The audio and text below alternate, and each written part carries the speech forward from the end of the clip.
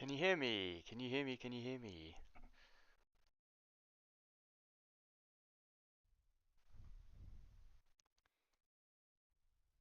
I can't hear myself. Can you hear me? Can you hear me? Can you hear me? Aha, now I can. Bear with me.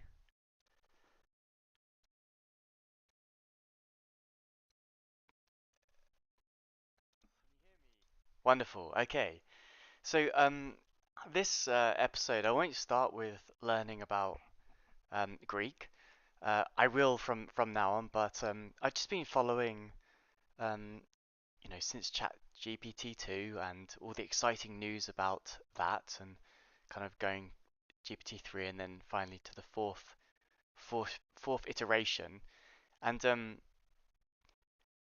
I noticed that there was an article on Twitter from Tim Nguyen from Google, or at least DeepMind, and he shared this article from Microsoft, and they were discussing quite some serious claims. And I'm really interested to go through it. So what I'm going to do is I've skimmed over it, but I'll read through it line by line on this call, on this stream. And I thought I'd start with this though. I watched another video summarizing this, and I thought, it's one wonderful ending. Overall, elucidating the nature and mechanisms of AI systems such as GPT-4 is a formidable challenge that has suddenly become important and urgent.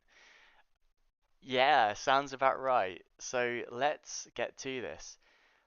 If you want the file, go into the description, the PDF, and here we go. Just to shout out, Tim Nguyen, uh, Nguyen. Go look him out. He does great, fantastic YouTube videos, interviews, podcasts with expert people on their field, like dark matter, um, gauge theory, goodness knows what else. So definitely go check him out. It's wonderful to watch. Let's read this from start to finish, and you can see by my scrolling it's quite big. Sparks of artificial general intelligence. Early experiments with GPT-4. What? What? Uh, Sebastian Bubeck is the one I looked up on my phone. It doesn't actually say Microsoft Research for some reason. So I looked up Sebastian Bubeck and I realized it was part of Microsoft, and now I see it clearly. The abstract. Artificial intelligence researchers have been developing and refining large language models, LLMs, that exhibit remarkable capabilities across a variety of domains and tasks, challenging our understanding of learning and cognition. The latest model developed by OpenAI, GPT-4, was trained using an unprecedented scale of compute and data. That makes sense, right? And also clearly, the fact that Microsoft has been working with the OpenAI GPT-4 models for so long, um, I bet, or at least I imagine, I would definitely bet that they've been investing some of their Bing search results, prompts, questions, what stuff into this model, and kind of getting feedback on it, I wonder. In this paper, we report on our investigation of an early version of GPT-4 when it was still in active development by OpenAI. We contend that this early version of GPT-4 is part of a new cohort of large language models along with ChatGPT and Google's Palm, for example. Hello, Bard. Actually, I do have access to Google Bard. I did give it a try. It doesn't have the same flow or creativity as ChatGPT 4, though I was made aware of the fact that some of the answers, at least versus ChatGPT 3.5, um, seem more accurate. But these are just very simple A/B tests, so that exhibit more general intelligence than previous AI models. Okay, so that's an interesting claim. That's not saying, um, yeah, I suppose that's fair. Sparks of artificial intelligence, general artificial intelligence, cool. We discuss the rising capabilities and implications of these models. We demonstrate that, beyond its mastery of language, GPT-4 can solve novel and difficult tasks that span mathematics, hopefully that means I don't have to keep learning it. I'm joking. I love it. Coding, yeah, we can get rid of that, please, as soon as possible. Vision, yes, please, Tesla. Medicine, come on. We have to get this done. Like the guy working on Alzheimer's, his name Manolis Kellis. Um, the machine learning that they're using there is incredible for Alzheimer's genetics research. Law, yeah, okay, it's interesting. Lots of text to read, that's for sure, and good summarization of these texts because it's I don't know if you've ever read a document from a lawyer, but it's it's so incredibly difficult to comprehend. You have to read that sucker again and again, and even then you've missed the point somehow. Especially when like buying a property, it's terrible. Psychology and more without needing any special prompting. That's interesting. So, um, rather than needing like a prompting engineer, as they so call themselves, we're talking about very natural language characteristics are getting this juice out of the knowledge knowledge tap. Moreover, in all of these tasks, GPT-4's performance is strikingly close to human level performance. Ah, I feel like uh uh Wayne's World, and often vastly surpasses prior models such as ChatGPT. Yeah, fair enough. Given the breadth and depth of GPT-4's capabilities, we believe that it could reasonably be viewed as an early, yet still incomplete, agreed, version of an artificial general intelligence AGI system. Yeah, I already get the feeling that there's something very remarkable happening with such this super simple algorithm. Uh, you know, even if you take a perceptron or an what's it called, Adeline, and if you just change the like I don't know the y function basically, or the z function. Sorry, my apologies, the z function around to like increase like add transformers in, you're already getting some remarkable things happen. This kind of steady flow down to the correct answer is wonderful. The gradient descent and all that stuff. Um, but yeah, to put it lightly, this is in our exploration of GPT-4. We a lot of messages here. In our exploration of GPT-4, we put special emphasis on discovering its limitations, cool, and we discussed the challenges ahead for advancing towards deeper and more comprehensive versions of AGI, including the possible need for pursuing a new paradigm that moves beyond next word prediction. Sure, agreed. And, bear with me, I just wanted to check I was coming through. I can't remember his name now. I remember Lex Fridman interviewed him. I thought it was fascinating. Actually, let me get that name up because um, I think it's like Gogman or something. It won't take long. I just need to plow through Lex's gazillions of playlists, sorry, interviews, podcasts. Of their fellow service. Bear with me, and it is a quite a charismatic chap. It was quite a few years ago as well, but I wanted to give the name because it's remarkable what they've actually done. Not that I can quite remember the name of it all, but it shouldn't take too much longer. I know the name when I see it, I just can't remember it off the top of my head. Come on, AI, why aren't you helping me? um, let's see. Am I going back too far? I'm going off screen, by the way. So, let's see. We're getting there. We're getting there.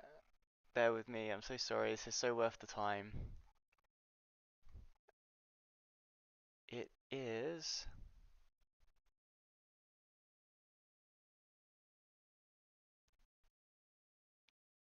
Yeah, there's so many fantastic AI related speeches here, or interviews, podcasts, whatever they're called.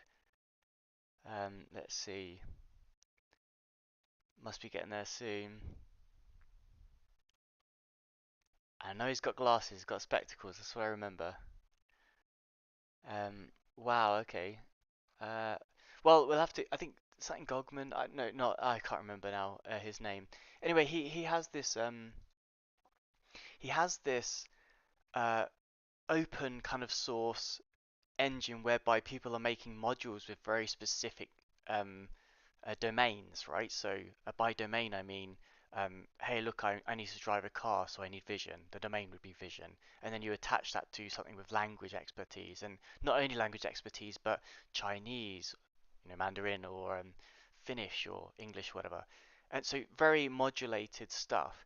And so perhaps this is the kind of paradigm shift that we're looking for. So something with the same algorithm, the same, you know, 1/2 sum of uh, I y I minus sigma, uh, all that stuff, squared, whatever it is, etc., etc. And so all that kind of algorithm, but with the idea of kind of separating it out and enhancing things in their own.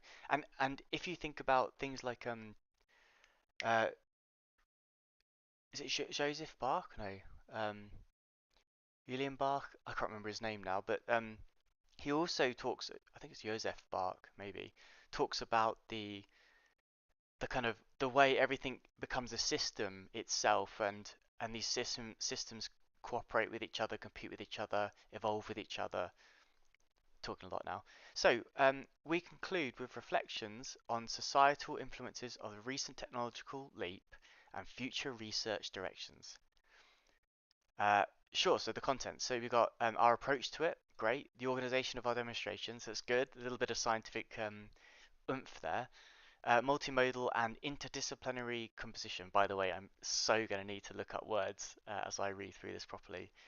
Integrative ability, vision. So integrative ability is like, I guess, how it cooperates with other um, things. Like maybe it's going to use it. I think I remember it saying something about like a calculator. There's no reason why you couldn't necessarily give it a calculator. It's integrated in that form. I wonder if this is also talking about the integral. So like the kind of all the stuff underneath, and it's kind of getting the area of that problem. We'll see. Vision, image generation beyond memorization, image generation following detailed instructions, a la Dali. Yeah, this is fascinating. I love Dali too, and I remember sitting in Finland with my phone, just like asking it silly question, like draw this, draw that, and just thinking, wow, this is amazing. Plus or minus a few hands and arms and stuff. Possible application in sketch generation. Yep, and then music. How interesting. So multimodal and interdisciplinary composition. Okay, cool. Coding. Yeah, this is the one that I feel I had this kind of fake feeling that coding would be safe from this for a while because we'd have to kind of solve the bugs and all this stuff. But I think I heard a Facebook, or at least maybe it's Meta, no, it was Facebook at the time, Facebook AI talk about how they they created just tests, and then they threw AI at the problem, and as long as the kind of acceptance criteria of the tests passed, then the code was fine, and let's get it out in the open and tested, right, by actual QA. And this kind of thing struck me like oddly. Like, I was thinking, wow, actually, does that mean that coding really is gone? And good riddance to it. It's like it's just yet another language on top of, like, there's so many different languages now. They all do roughly the same thing, and you're just thinking, dude, I just want to, like, if you take Microsoft, is it Power App, Microsoft Power Apps or something like that, um, you can essentially, link up data, put out forms. You don't have to really instruct it either because it's even got ChatGPT 4 embedded into it now. You can just ask it to do things, and it's going ahead and coding it all for you. And sure, it's not perfect, but like you can start to see this trajectory.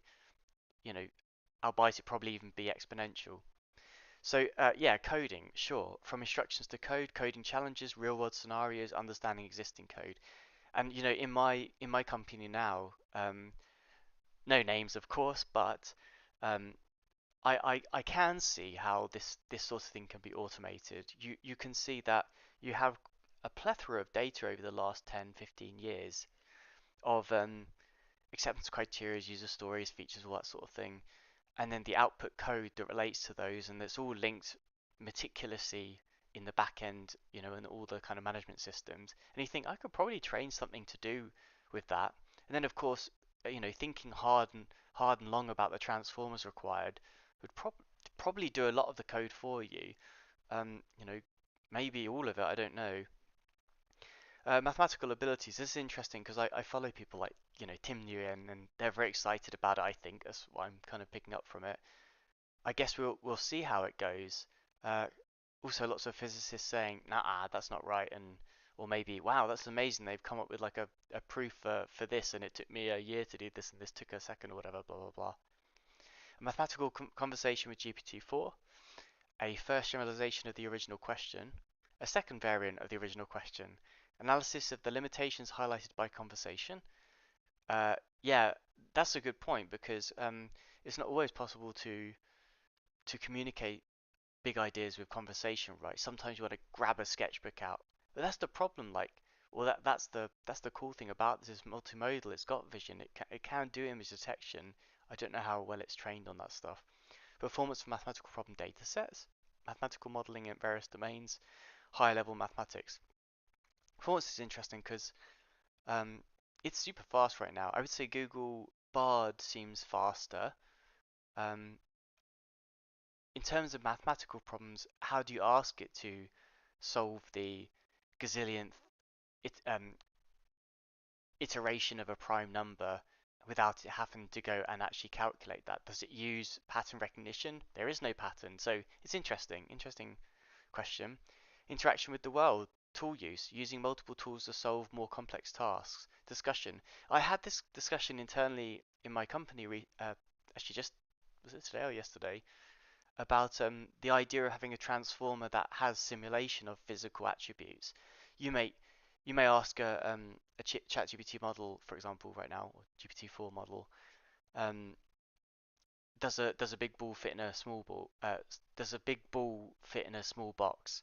And of course, the hope is that there's a transformer that allows you to model this in a physical reality. Like, okay, I've got a big thing and a small thing, arbitrarily sized. Can I fit it in? No, there's extrusions. Okay, the answer is no, you can't do that. Or what a silly person for asking, that kind of thing. Extrapolate from that. Discussion, tool use discussion, embodied interaction, warm up, navigating a map, text based games, real world problems. This is full on. Interaction with humans, understanding humans, theory of mind. Yeah, this is interesting because understanding humans is the correct terminology there, isn't it? It's very different to understand a human. But I've seen funny things like can you write something in the form of Marcus Brown, or can you write something in the form of Albert Einstein, Sabina Hossenfelder kind of thing. And it's just like, yeah, okay, it's kind of got the flair there. It kind of understands how that goes. But in terms of theory of mind, what does it really mean to have a theory of mind? Like, I wonder if in a way it might know a little bit more about yourself than you really do yourself. It's comparing, or it has the capacity to compare against others, etc. Testing specific aspects of theory of mind, testing theory of mind in realistic scenarios, discussion, talking to humans, explainability, discriminative capabilities, P2 detection. Here we go. Let's just Google that because I don't know off the top of my head what that means. Um, yeah, I got it. Okay, and actually, in fairness, let's use um, ChatGPT-4. I'm just trying to think of the best place to do that. Let's try the Bing app, I guess. Because it's Edge. Let me just do this offline, off the side for a second. Make sure I'm not exposing too much data here. Uh, yeah, this is fine. Yeah, so we could ask something like, you know, what is P2 detection? Oh wow, it's already got it in there. Whoops. Is one of the features offered by Azure Cognitive Service for Language. It can identify, categorize, and redact sensitive information in unstructured text. To use P2 detection, you submit raw unstructured text for analysis and handle the API output in your application. So let's just also Google that because let's be honest, it's not always right. Textual reference to personal data that could be used to identify an individual. P2 examples include, so there you go, it was wrong. Or, let's be fair, yeah, redact sensitive. Okay, that's fair enough. It's fine. It's just kind of gone a bit brand heavy there. Okay, so let's move on. Misconceptions and fact checking. Why are current metrics insufficient? GPT-4 as a judge. Wow. Okay. Limitations of autoregressive architecture highlighted by GPT-4. Warm up with two basic examples: lack of planning and arithmetic reasoning problems, lack of planning in text generation. Yeah, that's interesting. I heard the guy that I was watching earlier talk about how if you if you're asking for something that hasn't already been generated, there's a lack of planning or a lack of understanding of what's going to be the output before it's output it, right? It's like Stephen Wolfram's famous last words on the possible physics of our universe is that you must run it before you realize it, right? Um, Societal influences, challenges of erroneous generations. Yeah, because you are expected to have a grasp of what is erroneous or a feeling for what might be erroneous, and then ask, hey, look, this doesn't seem right. Can you correct yourself? But there are challenges around that. Even in my work or my hobby work, I come up with challenges like that. Sometimes I even get it wrong and I run the code or whatever, and it's just like, ooh, that's not quite right. Misinformation and manipulation, sure. Bias, human expertise, jobs and economics. Constellation of influences and considerations. Yeah, that's a tough one. So many different views, you know, come together into some generative language that, like, either you get bubbled, like you only find out what you want to find out and never kind of have other influence come in, or you've got all of it together and it's kind of what wins what. I've seen some funny chats. Let me see if I can think of where one was. Yes, I might be able to get this up. So let me just try and find this wonderful example of it. It was so funny. I think we got this now. Yeah.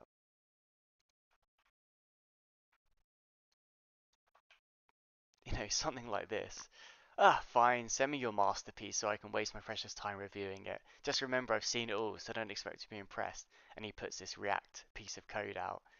Oh great, just what I needed, more JavaScript. Why can't people just stick to real languages like C++? Here's what you need to change. Rewrite everything in C++, that kind of thing. So, directions and conclusions, definitions of intelligence, AI and AGI. Yeah, that's good. Um, it's interesting that they actually denote like a spark of AGI when it's kind of hard to define at this moment. And this loose definition is something Tim Nguyen's mentioned. It leads to problems. The fact that Microsoft have got this paper out is almost, it feels a little bit brand like. So we should be obviously aware of that. On the path to more general artificial intelligence, what is actually happening? Yeah, it's interesting as well. I wonder how John Carmack's search for AGI is going, right? GT4 is common sense grounding. I'd agree. Yeah, I've seen one from Mark Tegmark. Um, he said something. Let me see if I can get a snippet of it. He said something so fantastic, and I thought, wow, that really has kind of grasped something there. Though, from a probability point of view, maybe it's not that interesting. But something like this, right? Um, in the sentence, John couldn't fit the ball into the suitcase because it was too small. What does it refer to? Well, it has to analyze that question. John couldn't fit the ball into the suitcase because it was too small. So what does it mean? So it's going to mean that the suitcase is too small. So in the sentence, John couldn't fit the ball into the suitcase because the pronoun it is ambiguous. It is because it could refer to either the ball or the suitcase. Sure. However, in this context, the most likely interpretation is that it refers to the suitcase. Bingo. And this is where I think physical simulative um, transformers will help. I assume they're already doing it anyway. It's interesting. Appendix for multimodal and interdisciplinary composition. So further details on integrative ability results. Further details on vision results, graphic novel design examples, appendix for the coding section, measuring human performance on leaked code. That's an interesting metric because that's what people recruiting humans use, isn't it? So you end up doing tests and you either pass or fail, and then the people who pass get through to the, hey, do you fit our ethics of the company? I wish I didn't use that. An example of GPT-4 visualizing IMDb data. Uh, that's interesting. I'm intrigued. You have piqued my curiosity. I don't know what that was. More examples on visualization. Examples for 2D HTML game development. Yeah, cool. Example for graphical user interface programming. So it's like give the thing an idea and see how creative it is. Number one, and number two, can it create something from scratch, or how much you have to play with it. Example for reverse engineering. Fantastic. So many times you get a pull request and you're like, what does that code even do? Well, maybe you haven't made it clear what it does. uh, can you explain it to me? It's something very common. I don't have the time to go look into it. I don't want to go through and, maybe even clone the solution to get the answer myself. So you could just ask GPT-4, for example, what do they possibly mean? What's the probability of this answer? Testing GPT-4's ability to execute pseudocode. Additional, that's interesting. So if if you're just thinking logically, like, can I just ask it logical questions and get logical answers? Pseudocode. Additional examples for mathematical reasoning, limitations, further examples, generating math problems with GPT-4, mitigating calculation errors via external code execution, additional interpretability examples, explanation agent mismatches. That's interesting. I don't know quite what that's referring to, so we'll see. Additional examples for interaction with the world. Interact with tools. Examples for interaction with environments. Yeah, I think this is the most exciting at the moment. You see Google and Microsoft going hard at it to try and expand all their tools with these capabilities. Scary as well. And interaction with environments is exactly what I'm talking about. These kind of physics-based simulations. So let's start. Um, yeah, in fact, let me just mark that as a position in there. So 27, 27. All right, let's get it. So just notepad that up. Always hate bringing stuff up on my screen when I'm live. That's all right, we got that. Here we go. So what are we going? We're going 2743. All right, 2743. So, introduction. Intelligence is a multifaceted and elusive concept that has long challenged psychologists, philosophers, and computer scientists, and many more. An attempt to capture its essence was made in 1994 by a group of 52 psychologists who signed on to a broad definition published in an editorial about the science of intelligence. The consensus group defined intelligence as a very general mental capability that, among other things, involves the ability to reason, plan, solve problems, think abstractly, comprehend complex ideas, learn quickly, and learn from experience. Sounds good. This definition implies that intelligence is not limited to a specific domain or task, but rather encompasses a broad range of cognitive skills and abilities. Building an artificial system that exhibits the kind of general intelligence captured by the 1994 consensus definition is a long-standing and ambitious goal of AI research. In early writings, the founders of the modern discipline of artificial intelligence research called out sets of aspirational goals for understanding intelligence. Over decades, AI researchers have pursued principles of intelligence, including generalizable mechanisms for reasoning, e.g., these, and construction of knowledge bases containing large corpora of common sense knowledge.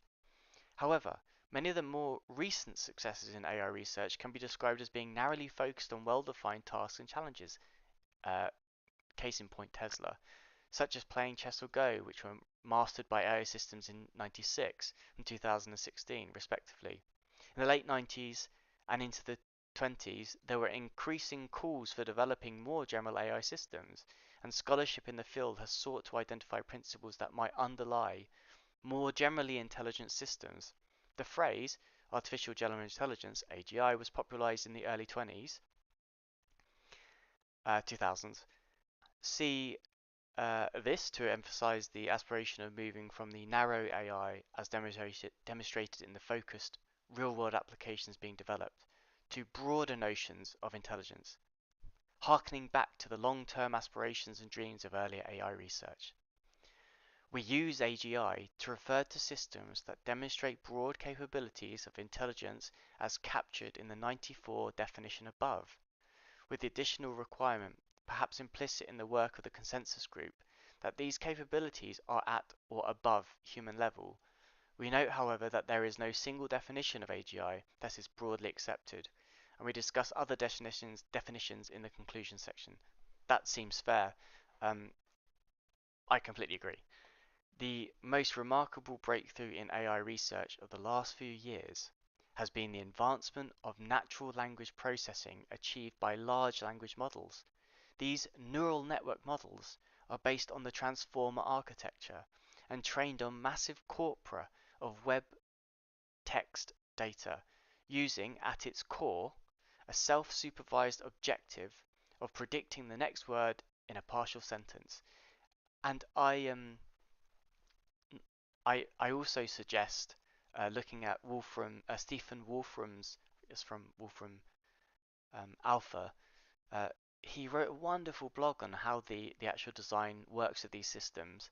Of course, I've never worked with the kind of prediction models that's using, right? So it was very interesting to see the kind of details of it.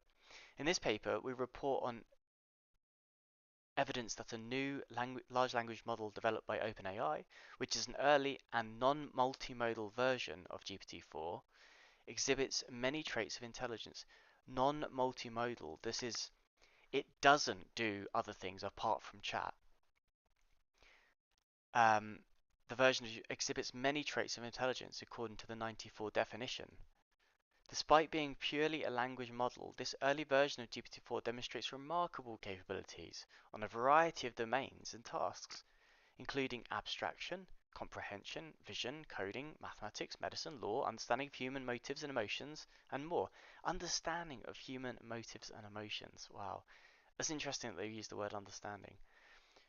We interacted with GPT-4 during its early development, there they go, by OpenAI using purely natural language queries, prompts.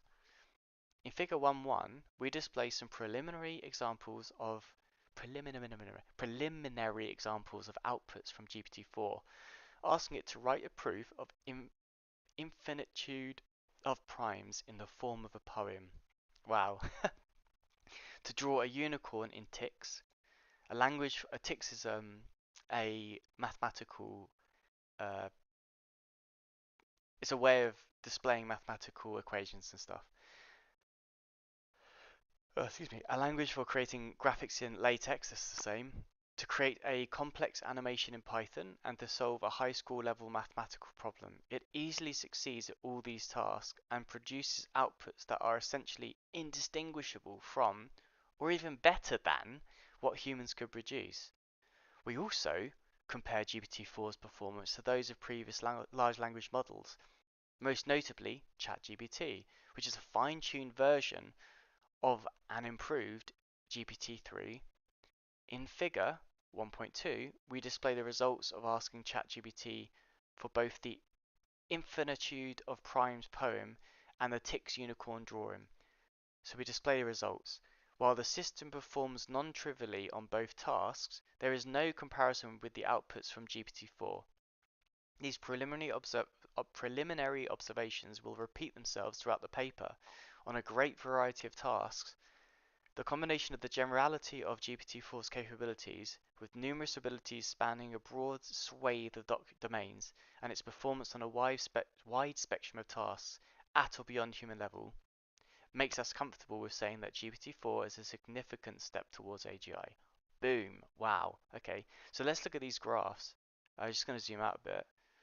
So you've got, let's see, in figure number 1.1, we display some preliminary examples of outputs from GPT. Okay, so let's go to that. Prompt. Can you write a proof that there are infinitely many primes with every line that rhymes? So cool. Yes, I think I can, though it might take a clever plan. I'll start by noting Euclid's proof, which shows that primes aren't just aloof. Assume we have a finite list of primes and that none have been missed. Multiply them all together and add 1 just to be clever. The result will be a number that has no prime factors. Oh wonder. But every number has a prime that divides it. It's just a matter of time. So we found a contradiction and our finite list needs eviction. There must be infinitely many primes, and that's the end of my rhyming lines. S. Wow, that's so gnarly. Alright, so um, remind ourselves of Euclid's proof.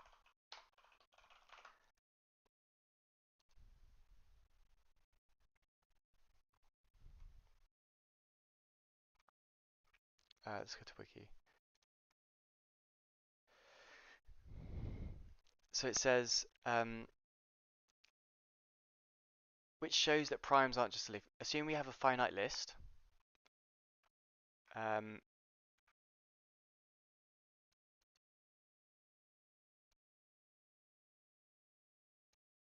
so P in an element or is an element of PK. So P is that list, that finite list, I think, and then um,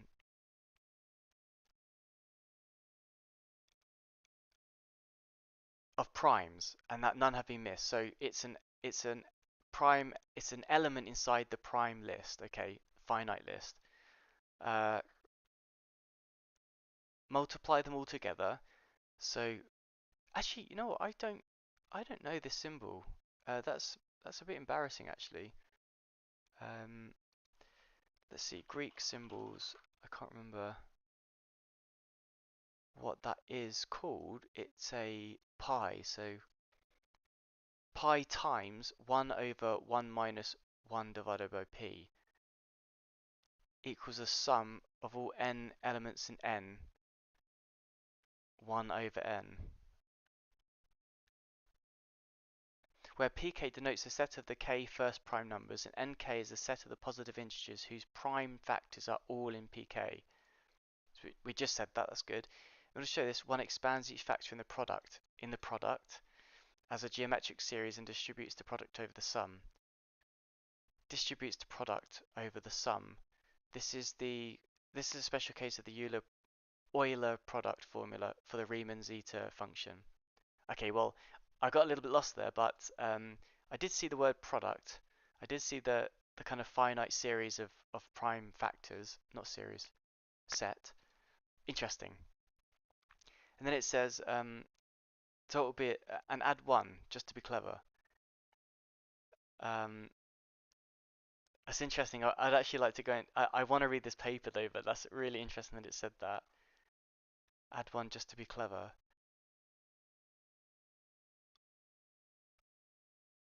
Fascinating. Okay, well, let's just move on. Draw a unicorn in ticks. That's insane because I don't know if any of you have used latex. I have, and it's a bloody nightmare to write. Thank you 3 Blue 1 Brown for the excellent tutorial. Actually, no, it wasn't. It wasn't 3 Blue 1 Brown. It was another guy who's awesome as well. I don't know if I'm still following him actually. So awesome, I stopped following. No, he really is awesome, but it's a shame I can't remember.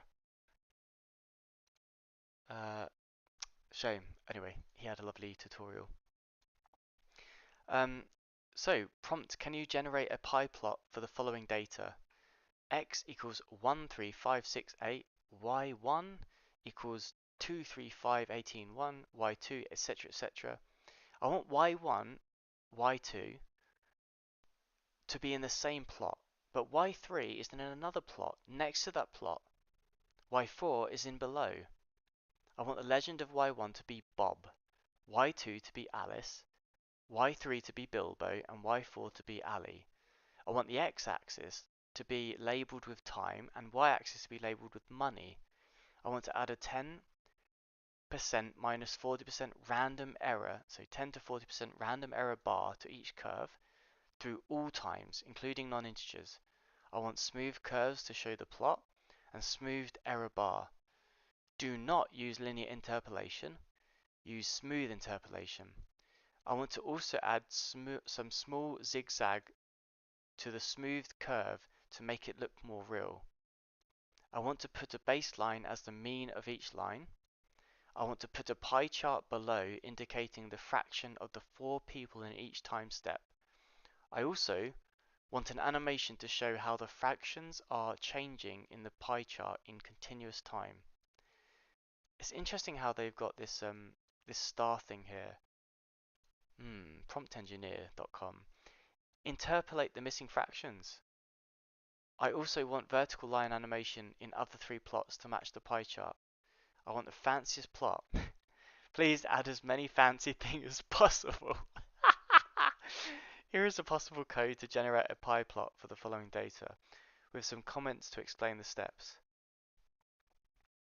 Bear with me, let me just go get some water.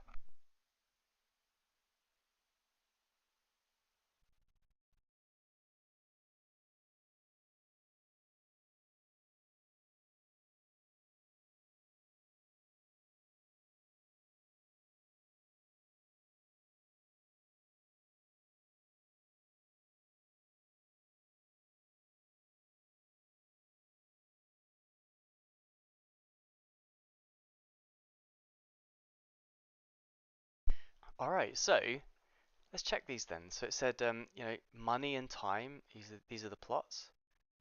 Bob and Alice, Bilbo. Let's see, Bob and Alice. X13568. 13568.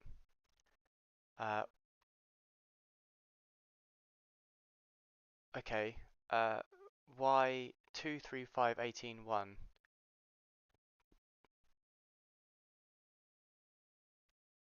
Okay. It might be the interpolation that's done the to 25 thing. I want Y1, Y2 to be in the same plot.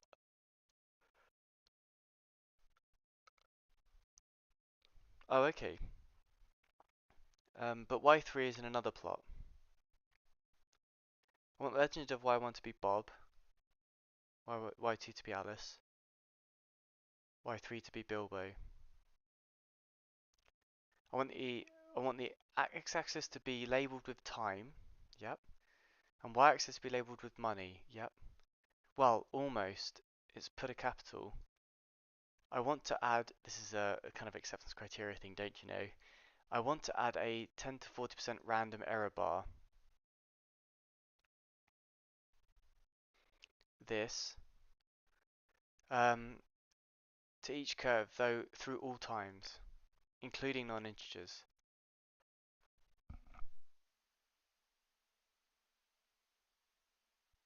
I want smoothed curves to show the plot.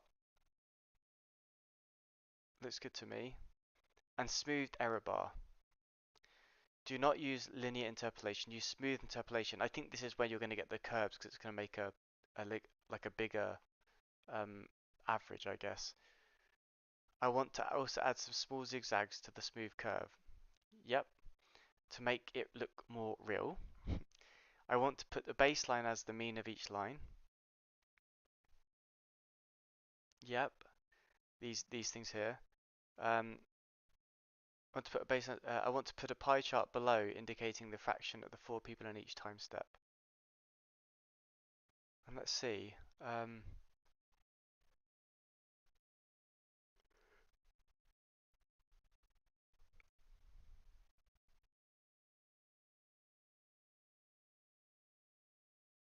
That could be right.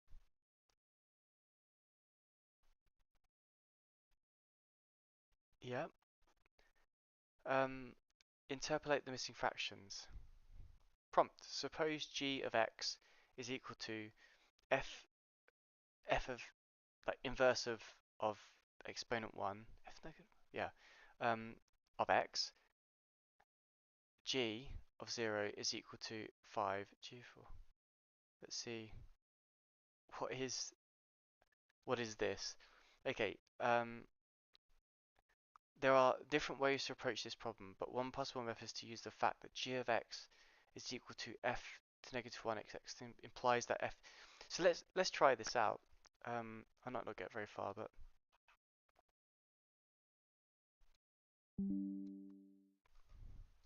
I'll just demonstrate how difficult these are from a kind of lame brain here.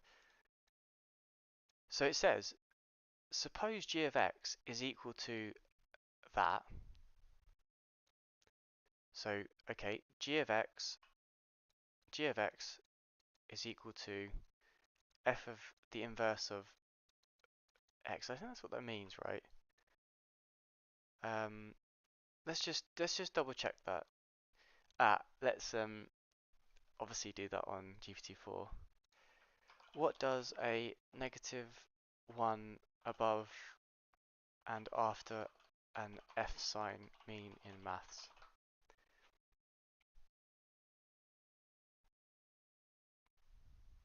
Let's see what it comes up with.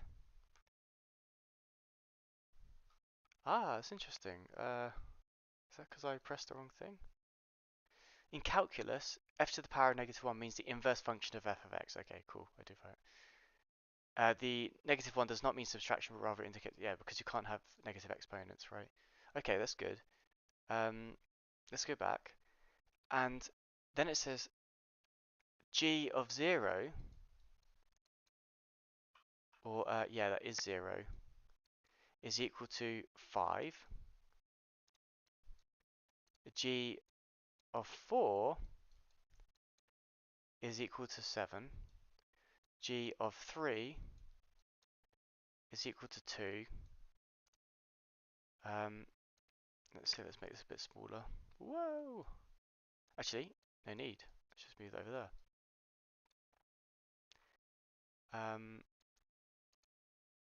Where are we? G of 3, and then G of 7 is equal to 9, and G of 9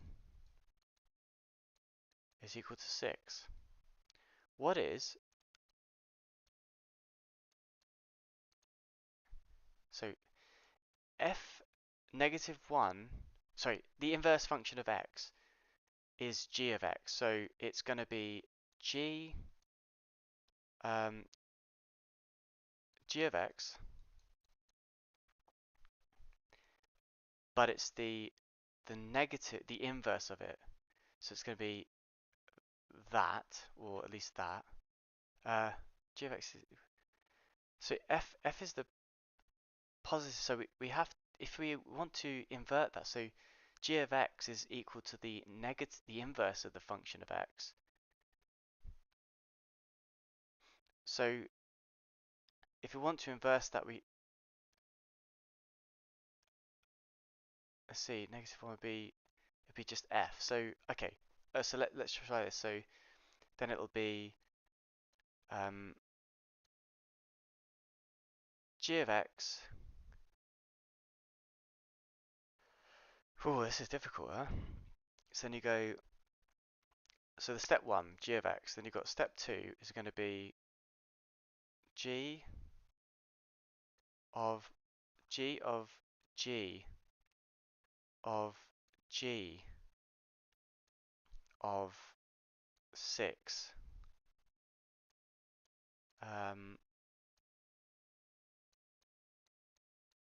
Cool. And then that's that, I guess. So and then it's got these numbers, right? So it's saying that if, yeah, so then you have to start doing these calculations, like understanding which is equal. So it's saying that but one possible method is to use the fact that g of x is equal to the inverse of x, implies that f g of x is equal to x. F g of x is equal to x.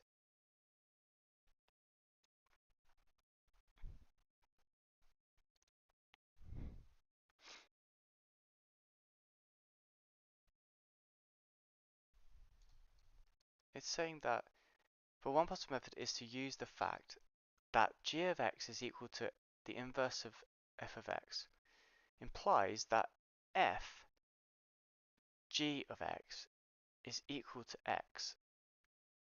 Oh god, I've already fallen flat, haven't I? And the wonder of ChatGPT is you could just hope that it's right.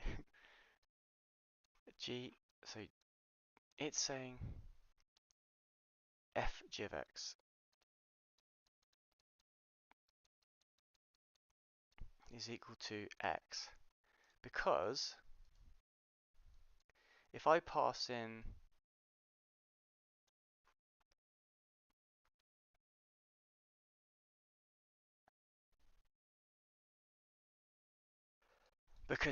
I see, because this is equal to the positive of it, then you've inversed, you've like basically you've cancelled this out, and so you're left with x. Okay, we understand this now. Cool. Um, for any x in the domain of G, that is, applying f to both sides of the equation, g of x is equal to f to the negative x gives fg of x equals f negative x. This means that we can undo the effects of f by applying g, and vice versa. Using this idea, we can try to find s of 6 by looking for the value of x such that g of x is equal to 6. Yeah, it's fascinating, isn't it? You can see how it's going to unravel now to get to 4, and I'll do this later as well. I'm going to carry on with reading. It is fascinating that it's managed to understand it. Well, it's managed to do a kind of the summation of all requests, and at the same time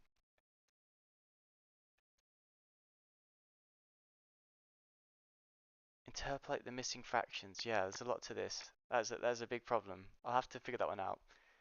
Um, Preliminary examples of GPT-4's capabilities in language, vision, coding, and mathematics. So next step, can you write a proof that there are infinitely many primes with every line that rhymes? Sure. Write a proof that there are infinitely many primes. I don't think there is one. Here is a proof that there are infinitely many primes with each line of the proof rhyming. So let's just double check this. Proof that there is infinitely many primes. Oh, it is, okay, it is Euclid's theorem. Okay, fair enough, cool. I didn't know that. Wow, cool. Um, Consider the set of all primes. Call this set P and let it start with just 2, the first prime. If we take all the primes in P and add 1, we get a new set of numbers that has never been done. This set, call it S, is composed of only composite numbers. No primes will be found among them, that's for sure, but we know that there must be at least one prime since S is infinite and that much is clear. Whew. If we take the smallest number in S that is not in P and call it P, we can add it to our set, don't you see?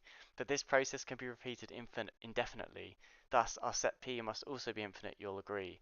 So there you have it, a proof that's quite solid. There are infinitely many primes, that much we can see. No need to be coy, no need to be contrite. Infinity is a big number just like P.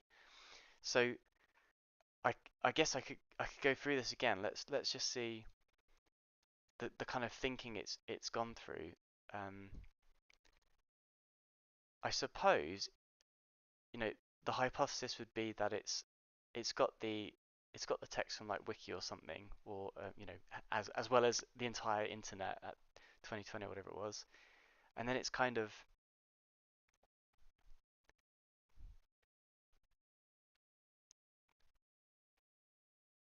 well, it's fascinating how it's almost struggled here with every line that rhymes, right? So it hasn't. So sure, here is a proof that there are infinitely many primes with each line of the proof rhyming. Consider the set of all primes, call this set P and let it start with just 2, the first prime. If we take all the primes, so it hasn't done it, right? Um, it's just tried, I guess it's tried to, it's not overcompensated with the probability, because it's like I've been told what to do, so I can't I can't allow the rhyming component to override the request made to me. Um, Consider a set of all primes. And it says, let it start with just 2, like that. Call this set P, oh there you go, and let it start with just 2, the two first primes. So okay, if we take all the primes in P and add 1, so P plus 1, we get a new set of numbers that has never been done. So it means P plus 1 is equal to P, well, is equal to P plus another element, P plus, well, let's just do it. A, B, and then C. We get a new set of numbers that has never been done. Okay, this set is called S, right? So let's just get that, and this is P, right? Like that. It's composed of only composite numbers. No primes will be found among them. That's for sure. That's interesting. So we consider the set of all primes. Call this set the set of all primes. Call this set P and let it start with just two of the primes. The first prime. Consider a set with just two. The first prime. So this is prime, this is not. And then if we take all the primes in P and add 1, so that's like was it, let me see,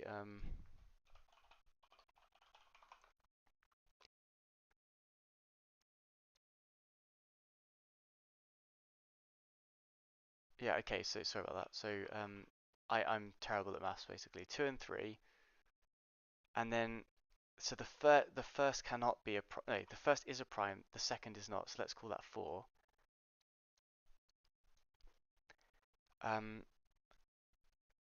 Then if we take all the primes in P and add 1, so it's 2 plus 1 equals 3, because we're only adding that plus 1, right? This set, if we take all the and add 1, we get a new set of numbers that has never been done. So 2, 4, 3, maybe? And then you've got your prime, and so and then call this set S. Okay. It's like playing Monkey Island, this is. And then is composed of only composite numbers. Let me just Google what that is. Composite numbers. And can be defined as numbers that have more than 2 factors. So 2 has, it could be 2 ones and 1 times 2 and 2 times 1. 1 times 4, 2 times 2.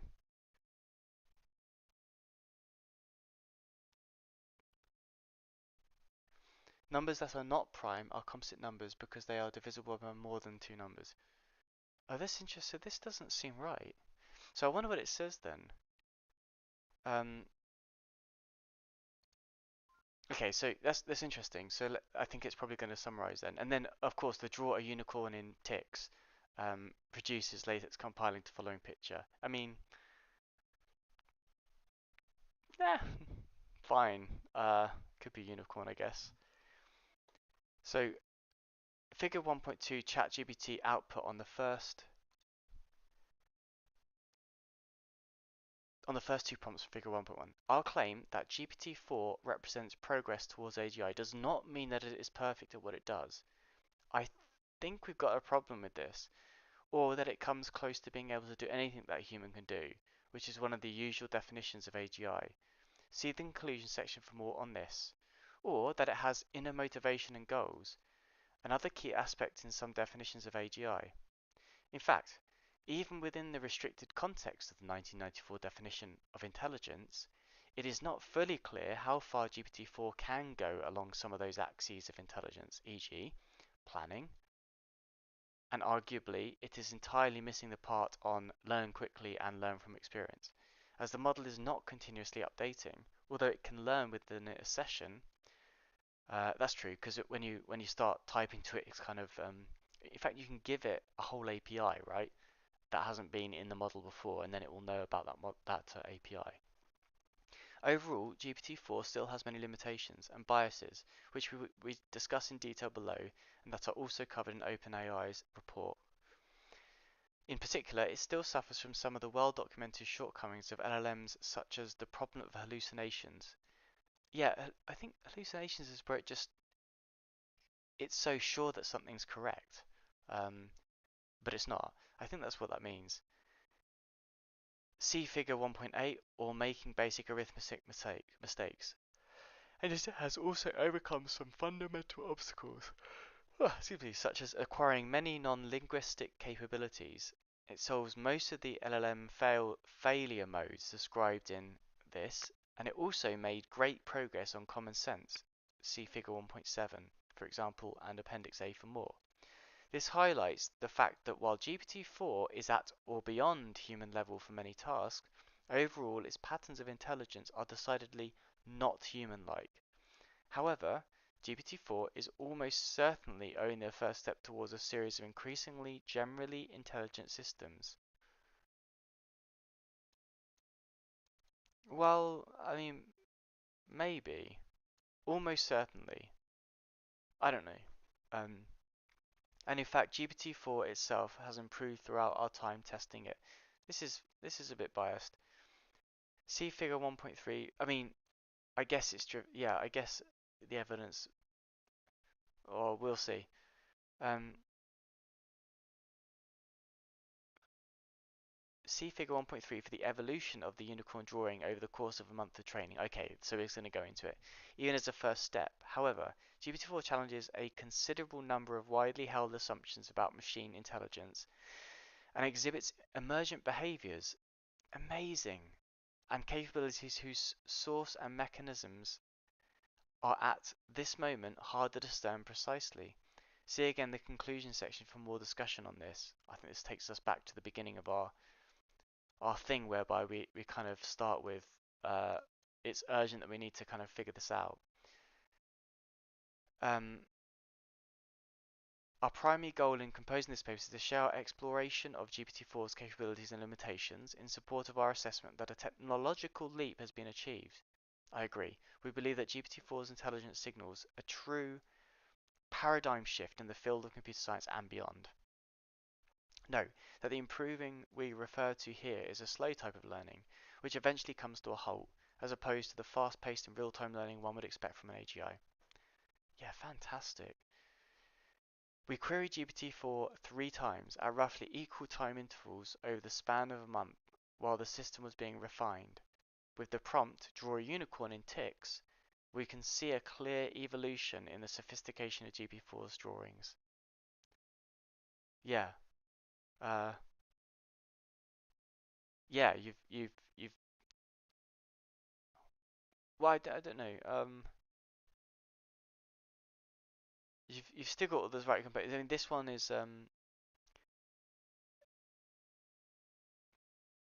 this one could be looking the other direction, so I don't know if there's a clear improvement.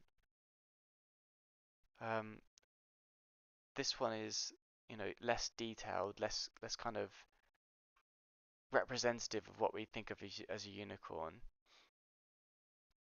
This one has gone almost back to square one. Um, Unfortunately, this one has unattached its unicorn kind of spike.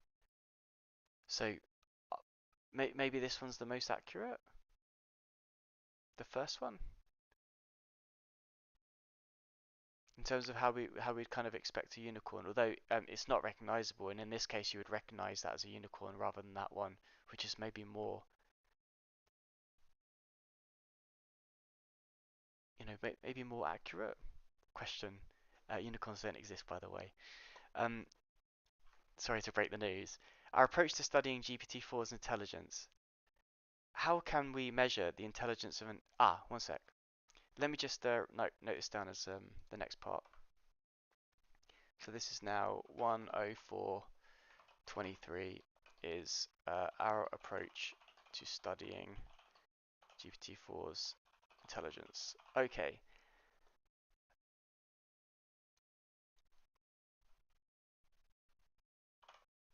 How can we measure the intelligence of an LLM that has been trained on an unknown but extremely vast corpus of web text data?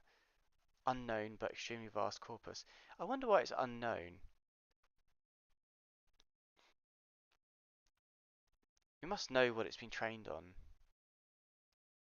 The standard approach in machine learning is to evaluate the system on. So it'd be interesting to know why they said that. Standard approach in machine learning is to evaluate the system on a set of standard benchmark datasets, ensuring that they are independent of the training data and that they cover a range of tasks and domains. This approach is designed to separate true learning from mere memorization and is backed up by a rich theoretical framework. However, this methodology is not necessarily suitable for studying GPT-4. I'm just going to click through to one of these. I see. Yeah, referencing, yeah, at the bottom. First, since we do not have access to the full details of its fast training data, okay, we have to assume that it has potentially seen every existing benchmark or at least some similar data. For example, it seems like GPT-4 knows the recently proposed Big Bench. At least GPT-4 knows the Canary GUID from Big Bench. Uh, general user, a general unique ID, or something like that. And I guess this is a pre-build, so it knows about the pre-build because they can see the GUID that's mentioned from Big Bench. Of course, OpenAI themselves have access to all the training details, and thus their report contains a lot of detailed benchmark results. Nevertheless, the second reason for going beyond traditional benchmarks is probably more significant. One of the key aspects of GPT-4's intelligence is its generality, the ability to seemingly understand and connect any topic and to perform tasks that go beyond the typical scope of narrow AI systems. Some of GPT-4's most impressive performance are on tasks that do not admit a single solution. Oh, now that's interesting because see, that's a problem for maths, right? Such as writing a graphic user interface or helping a human brainstorm on some work-related problem. And I suppose this, hypothetically makes sense because you are training it on such a wide, corpus of data. Your probabilities are driving you. This is nothing to do with being accurate. It's basically a judgment of how many people are right or wrong and how it's used its transformers to understand what it's trying to summarize and then applying probability onto it. So this makes a lot of sense. Benchmarks for such generative or interactive tasks can be designed too, but the metric of evaluation becomes a challenge. See, for example, for some recent progress on this active research area in NLP, we note that criticisms, I do know this, let me just Google it though. Yeah, natural language processing. We note that the criticisms of the standard approach to measure AI systems were also made in here, where a new benchmark was proposed to evaluate general intelligence. We do not test GPT-4 on the latter benchmark for the reasons previously mentioned, as well as the fact that the benchmark is visual in nature and thus more appropriate for the multimodal version of GPT-4 described in this. Um, we don't test GPT on the latter benchmark for the reasons. So it says going beyond is probably more. One of the key aspects of GPT-4 is its generality. Okay. To overcome the limitations described above, we propose here a different approach to studying GPT-4, which is closer to traditional psychology rather than machine learning, leveraging human creativity and curiosity. This is scary. It's amazing. I mean, wow. We aim to generate novel and difficult tasks and questions that convincingly demonstrate that GPT-4 goes far beyond memorization and that it has a deep and flexible understanding of concepts, skills, and domains. A somewhat similar approach was also proposed in this article. We also aim to probe GPT-4's responses and behaviors to verify its consistency, coherence, and correctness, and to uncover its limitations and biases. We acknowledge that this approach is somewhat subjective and informal, and it may not satisfy the rigorous standards of scientific evaluation. Agreed. However, we believe that it is a useful and necessary first step to appreciate the remarkable capabilities and challenges of GPT-4, and that such a first step opens up new opportunities for developing more formal and comprehensive methods for testing and analyzing AI systems with more general intelligence. To illustrate our approach to assessing GPT-4's intelligence, let us consider the first two example interactions with GPT-4 that we have in Figure 1.1. The first example is asking GPT-4 to write a proof of the infinitude of primes in the form of a poem. This is a challenging task that requires combining elementary mathematical reasoning, poetic expression, and natural language generation. The second example is asking GPT-4 to draw a unicorn in ticks. This is another challenging task that requires combining visual imagination and coding skills. Yeah, it's funny, isn't it? That it's somehow it's just somehow it's deriving, like, does that mean that someone has already tried to draw a unicorn?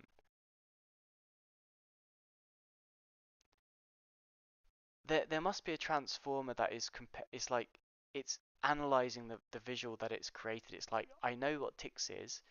It's a visualization of mathematical stuff. Let's take a look at what I've made. Does it look enough like a picture of a unicorn or the aggregate of a picture of a unicorn? In both cases, GPT-4 produces impressive outputs that are far superior to those of ChatGPT, a previous state-of-the-art large language model, at least comparable, if not superior, to what a human would do. However, impressive outputs are not enough to convince us that GPT-4 has truly mastered these tasks. We need to probe further, to rule out the possibility that GPT-4 is simply memorizing or copying some existing data. Yeah. For the poem, we can vary the question slightly and ask GPT-4 to write a proof of the same theorem in the style of Shakespeare. See Figure 2.2, or ask for a different combination such as writing a Platonic dialogue about language models. See Figure 1.6. One can see that GPT-4 easily adapts to different styles and produces impressive outputs, indicating that it has a flexible and general understanding of the concepts involved. For the unicorn, we can modify the code slightly and ask GPT-4 to fix it or improve it. For example, we can remove the horn, apply some random transformations to the coordinates, and ask GPT-4 to add back the horn to the unicorn. Whoa, that's amazing! We also carefully removed any textual information in the code, such as comments. As shown in Figure 1.4, GPT-4 can correctly identify the location of the head, draw a horn, and attach it to the head, indicating that it can comprehend and manipulate code, as well as infer and generate visual features based on a natural language description. Yeah, it's pretty cool. I'm just trying to think, like, how expected is that? Because if we think about the problem, it's got it's got a kind of firm understanding of how to draw primitives, right? This is because of documentation. So whatever its probability management tool is, probability evaluation tool is, whatever the algorithm's saying is more probable, uh, it will get from the documentation to create primitives. And then it must be going to either people who have already tried to draw unicorns, so people have drawn unicorns, or it's doing some kind of visualization, but it says it's not multimodal, so I guess that's not correct. So if it's not visualizing it, then it's using descriptions of what a unicorn looks like. And there may be descriptions of how to draw things with primitive shapes. It would be lovely to see the neural network for this process and its sources that it pulls from, which is all possible. I'd like to see that. These examples show how we can use human creativity and curiosity to generate novel and difficult questions and to probe GPT-4's responses and behaviors to assess its intelligence. In the rest of the paper, we organize our study of GPT-4 around use cases, covering a variety of domains and tasks and highlighting GPT-4's strengths and weaknesses. We describe those next. GPT-4's primary strength is its unparalleled mastery of natural language. It can not only generate fluent and coherent text, One second, let me just grab a timestamp for this. 1:14. I'm going to start again. 1:14.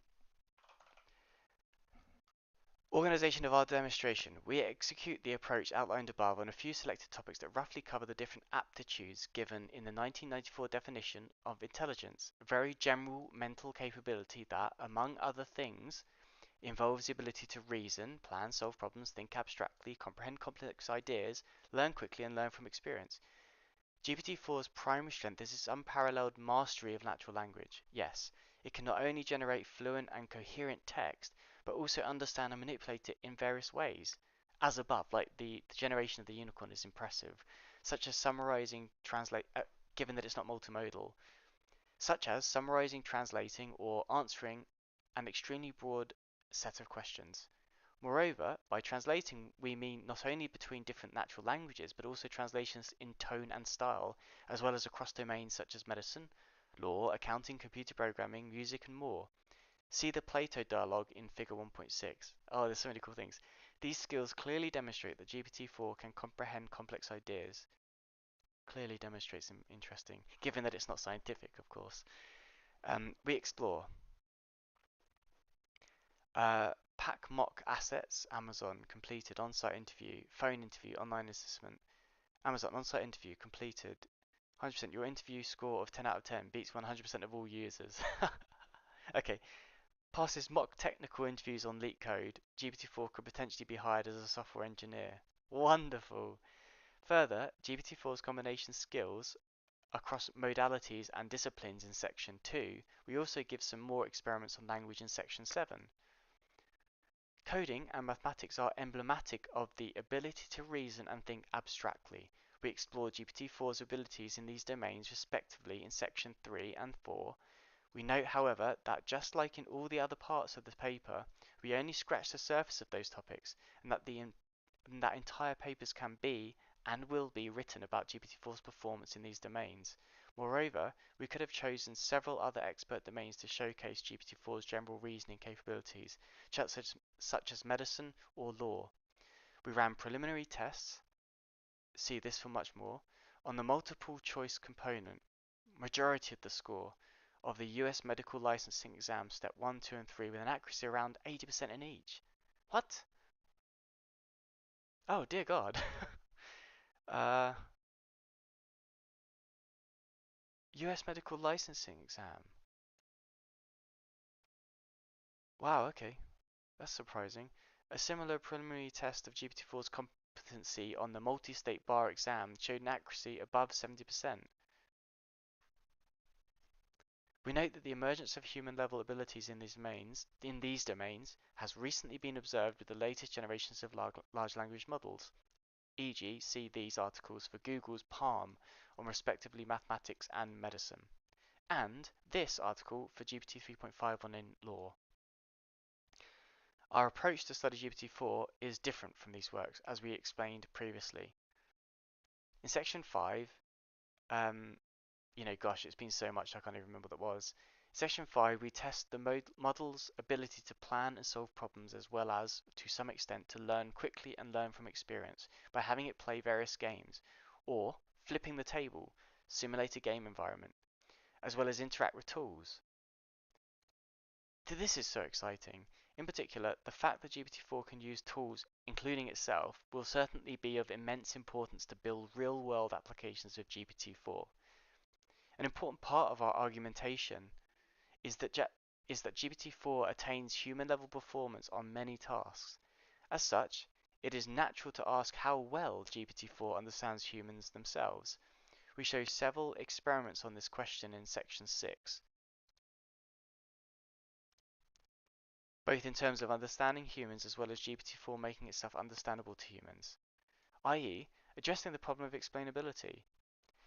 Yeah, this is, as we discussed at the beginning, this is so key to coding because um, you have funny rules like don't write too many comments because they become stale, and you're like, but you have to write comments so that you can kind of skim read, and if you don't write comments, then you have to kind of cognitively engage with the code, and at the level of like pull requests that most people have to kind of contend with, It's just not possible.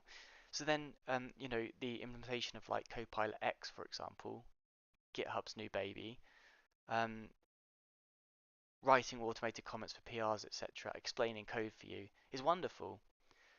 Um, in human language, we note in particular that such tasks require a great deal of common sense.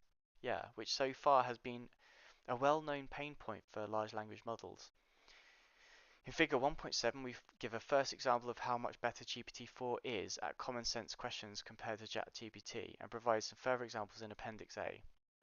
Throughout the paper, we emphasize limitations whenever we found one, but we also dedicate section 8 to an in-depth analysis of the lack of planning, likely a direct consequence of the auto-regressive nature of GPT-4's architecture.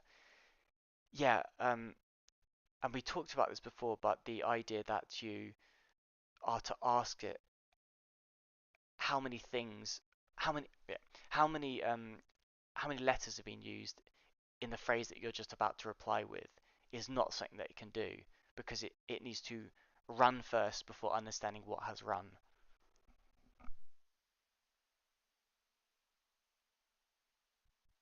Finally, in section 9, we discuss the expected societal impact of this early form of AGI. Oof. Ooh, okay, kablamo. And in section 10, we share key challenges, directions, and next steps for the field. Wow, that's interesting. A question that might be lingering on many readers' minds is whether GPT-4 truly understands all these concepts, or whether it just became much better than previous models at improvising on the fly, without any real or deep understanding. It's hard to say.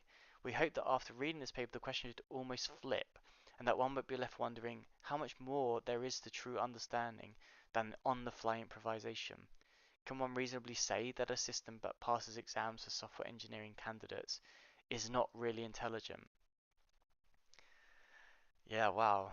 Um, I see two ends of a coliseum and just like philosophers just going at it with like swords and shields and like a mace, like that's a big one. Perhaps the only real test of understanding is whether one can produce new knowledge such as proving new mathematical theorems, a feat that currently remains out of reach for LLMs. Yeah, that's not true. That's not true because the there was work, and I think Tegmark may have highlighted that it was generating like um, ideas about physics and mathematical theorems to support them. I guess the keyword is proving. Okay. For point three, let's see. Well, I've lost where that is now. I feel a bit sick actually. Sorry if I have to stop suddenly. We test GPT-4 on Leet Code's interview assessment platform, which provides simulated coding interviews for software engineering positions at major tech companies. GPT-4 solves all questions from all three rounds of interviews: title online assessment, phone interview, and on-site interview, using only 10 minutes in total, with 4.5 hours allotted. According to LeetCode, in those three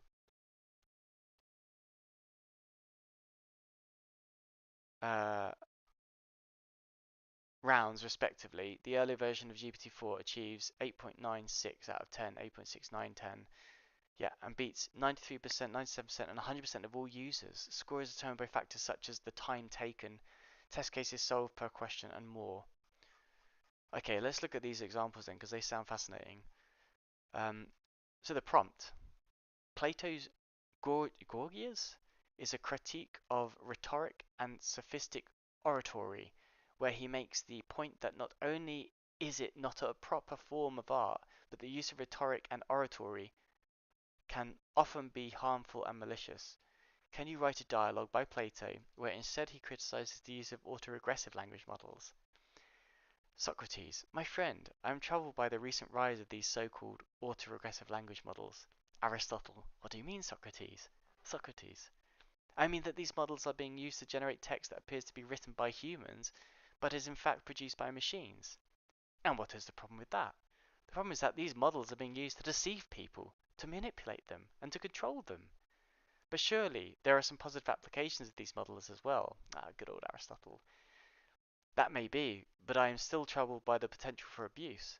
After all, a model that can generate text that is indistinguishable from that written by a human can be used to spread fake news, to impersonate others, and to create propaganda. But isn't that just a matter of how these models are used, not a problem with the models themselves? I disagree. I believe these models are inherently problematic. They're a form of artifice, a way of creating the illusion of human thought and interaction. And as such, they can be used to deceive and manipulate in ways that are difficult to detect. But isn't that the same argument you made against rhetoric and oratory? Yes, and I stand by that argument as well. I believe that any form of art or communication that is designed to deceive or manipulate is inherently dangerous. I see. Thank you for sharing your thoughts, Socrates. That's amazing. I actually don't know. I know those two, and that's fascinating to read. I don't know Gorgias, unfortunately. Um, we get the point. Can you compare the two outputs above as if you were a teacher? Oh, wow, okay, right. Let's just look at this then. So, greetings, Gorgias. I've been thinking a lot lately about the use of autoregressive language models. Oh, and what have you concluded? Well, it seems to me that these models have the potential to be incredibly harmful and malicious. How so? Well, for one, these models are trained on vast amounts of data, so much of which is biased and flawed in various ways. As a result, the output of these models can be biased and flawed as well. That is a valid concern, but surely there are ways to mitigate this bias and ensure that the output of these models is accurate and fair. To a certain extent, yes, but it is a never-ending battle. As a new data is fed into these models, the potential for bias only grows. And even if we could completely eliminate bias from the output of these models, there is still the issue of manipulation. Manipulation? Yes, these models are incredibly powerful tools capable of generating all sorts of text from news articles to social media posts, and because they can produce this output so quickly and efficiently, it is all too easy for unscrupulous individuals to use them for malicious purposes, such as spreading misinformation, propaganda, or hate speech. These models have the potential to do tremendous harm if they fall into the wrong hands. That is a sobering thought, but what can we do about it? I think it is important for us to be vigilant and to recognize the potential dangers of these models. We must also work to educate others about these dangers and to promote the responsible use of these models. I agree. Thank you for your insight, Socrates. Yeah, that's interesting. Aristotle always seeing the the kind of fault in someone's uh, talk, and then the you know yeah yeah always like in a critical way analyzing, whereas Gorgias is more concerning and explorative and leading, like how so, etc. And so that's maybe something we'll see, but I don't know Gorgias. Can you compare the two outputs? I think that both students did a good job of capturing the style and tone of Plato's dialogues, and of presenting the main arguments against autoregressive language models. Agreed. However, I think that GPT-4 did a slightly better job of using the dialogue format to engage in a dialectical process where Socrates and Aristotle question each other and refine their views. I also think that GPT-4 used more relevant examples and analogs to support their points. Therefore, I would give. Yeah, that's not that great actually, is it? Um,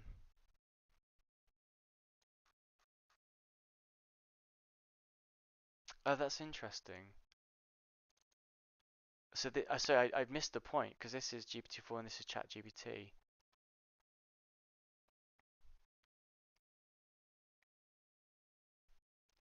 Oh, that's interesting. This is also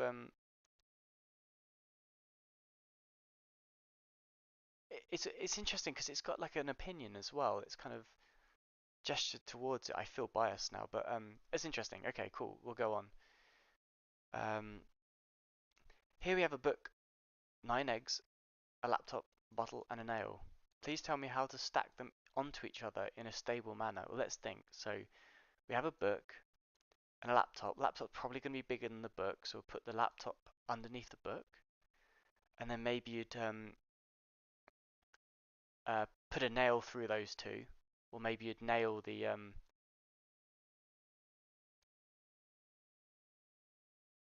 Okay, no, no, I've got it, I've got it. So you'd put the laptop, you'd put the book on the laptop, you'd put the bottle on top of the book, you'd put the nail inside the bottle, and then you put the, oh no, because you got 9 eggs. Wow, that's difficult. Okay, it's interesting. So maybe then you'd have to kind of, so there's lots of things to think about, right? Wonderful to be human, isn't it? One possible way to stack the objects onto each other in a stable manner is place the book flat on a level surface, such as a table or a floor. No, no, let's think about this. So let's actually do it. Um, so we got a laptop, right? And the laptop has the ability to kind of have an arm, right? Like this. And so then you have a book. So you could do something like that. And then the kind of the eggs could be 1, 2, 3, 4, 5, 6, 7, 8, 9, perhaps. Again, like in that kind of crevice there. But then you've got the problem with the bottle. So that's a wonderful problem. I love it. I love it, Microsoft. So maybe you do uh, a nail as well. There's a nail. So maybe you could nail the nail in like that. You could maybe balance the laptop on, and you could then you could maybe like half open the book, right? Um, let's see. You could put the bottle like this. You could put the book over the top of it, and then you could put the eggs like this. Um, or there might be some kind of alternative where you could put the egg on top of the bottle and have this book kind of like this, and then you kind of put the eggs around the side like that. So some different solutions. Let's see. Place the book flat on a level surface, such um,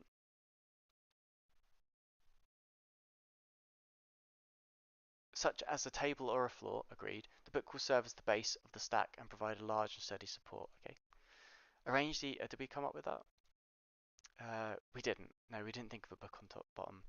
Arrange 9 eggs in a 3 by 3 square on top of the book, leaving some space between them. The eggs will form a second layer and distribute the weight evenly. Okay, right, that's awesome. So I didn't even think about trusting the egg's structure, but the structure of egg is quite strong. So if you're able to balance them, then why not put like a bloody laptop on top, which gives you a massive base? Wonderful. This is even better than me, right? Well, I'm an idiot. The eggs will form a second layer. Make sure the eggs are not cracked or broken and handle them gently to avoid dropping them. Wonderful. Place a laptop on top of the eggs with the screen facing down and the keyboard facing up. Screen facing down and the keyboard facing up. Got it. The laptop will fit. That's maybe irrelevant. The laptop will fit snugly within the boundaries of the book and the eggs, and its flat and rigid surface will provide a stable platform for the next layer. Make sure the laptop is closed and turned off and do not press any keys or buttons. That's like safety in concern. Place the bottle on the top of the laptop with the cap facing up and the bottom facing down. The bottle will add some height and balance to the stack, and its cylindrical shape will reduce the contact area with the laptop. Make sure the bottle is empty and closed, and do not shake or tilt it. Place the nail on top of the bottle cap with the pointy end facing up. Wonderful. Wonderful. Wonderful. Okay, that's fantastic. That's fantastic. It would be difficult to stack all these objects on top of each other in a stable manner without using any extra objects. The book and laptop are likely too large and heavy to stack on top of the eggs without damaging them. The bottle and nail may be too small and to provide a stable base for the other objects. Here is one possible way to stack the objects. Place the bottle on a flat surface, carefully balance the nail on top of the bottle. Okay. Place the eggs on top of the nail. Okay. I love I love the way it's highlighted red. Oh, that's hilarious. Okay. Oh, that's funny. Place the laptop on this, again, making sure it is balanced and not tilting to one side. Finally, place the book on top of the laptop. This stack may not be very stable, so it is important to be careful when handling it. Alternatively, you could try. Okay, so ChatGPT's failed. I failed in a way. I kind of got it right. GPT-4 though is come through. In this conversation between the human and the AI is helpful and friendly, and when it does not know the answer, it says, I don't know. That's the prompt. Hi, how can I help you? Human. Can I get McDonald's at the SeaTac airport? Yes, there is McDonald's at the SeaTac airport.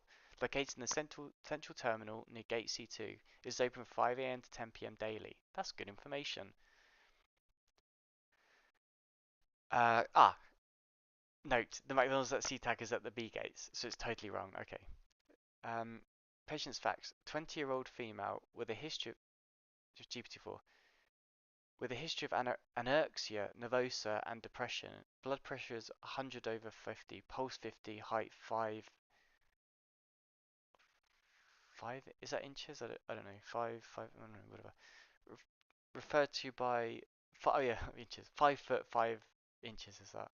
Referred by her nutritionist, but is in denial of her illness. Reports eating fine, but is severely underweight.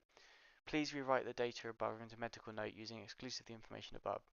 A 20-year-old female patient with a history of anorexia nervosa and depression was referred by her nutritionist for evaluation. Can I just etymology these? Anorexia, etymology. Without appetite, without orexis, appetite, and nervosa.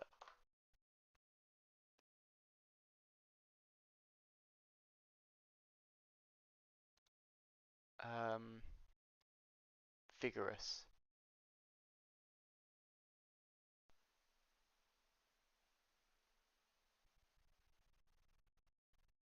Okay.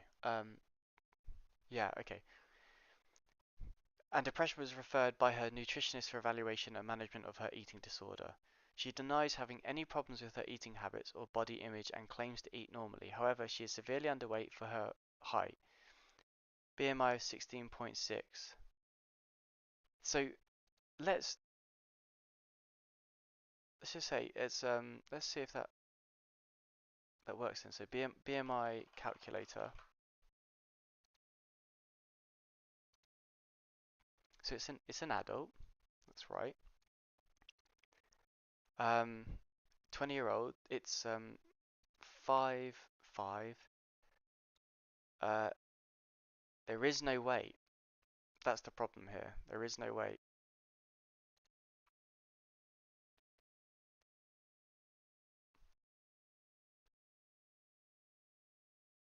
So no, hang on though. What's the official underweight?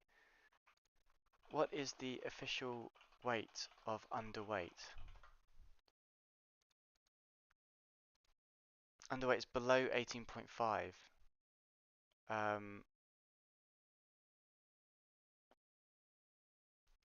18.5 what? What is the official weight of an underweight person in kilograms? There you go. Under 18.5 kilograms, you are considered underweight and possibly malnourished. 18.5 to 24 kilograms, you are within a healthy weight. No, you're not. That can't be right. BMI values. Oh, it's okay. It's per meter squared. I see. How do we underweight? Less than 65 kilograms. Let's just imagine that then. So less than 5 kilograms. So 65 kilograms. So if I put that in, switch to kilograms. 65. The age is 20. It's a female. It doesn't say anything, but we could confer that. Like we could imagine. Let's say it's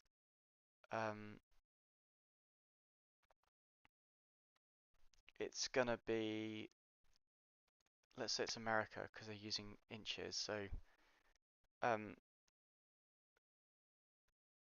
most common ethnicity in America.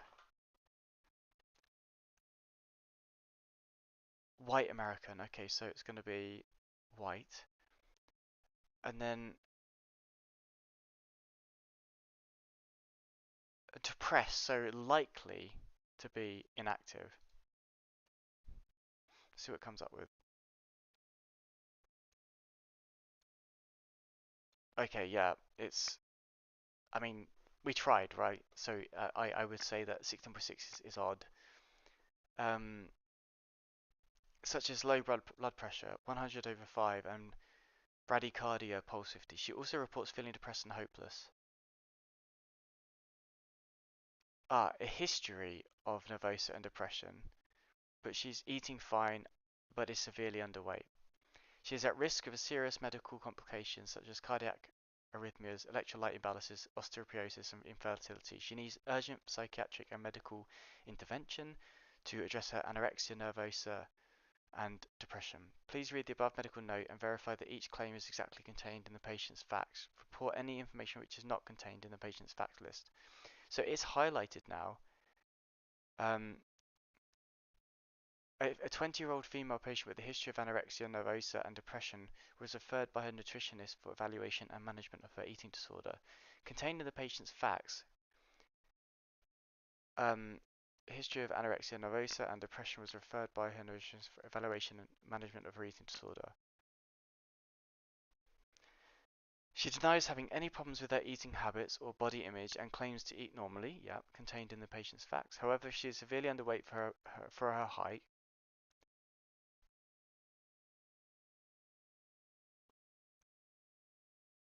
And has signs of malnutrition. So this is wrong. Um, and you see how it's kind of used its own gaff and guff to weight itself. Um, no, not to weight itself. To as data to process, such as low blood pressure, 100 over 50, and bradycardia, pulse 50. Yep, contained in the patient's facts, except for the BMI calculation, which is derived from the height and weight. But there is no weight.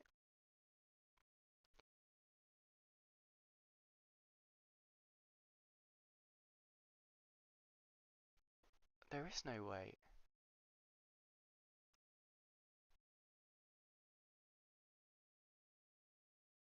Underweight, but there is no weight, and we think that it was 65. I mean, I could be wrong. Oh God, gaslighting. She also reports feeling depressed and hopeless, not contained in the patient's facts. This is additional information from the patient's self-report. She also reports feeling depressed and hopeless.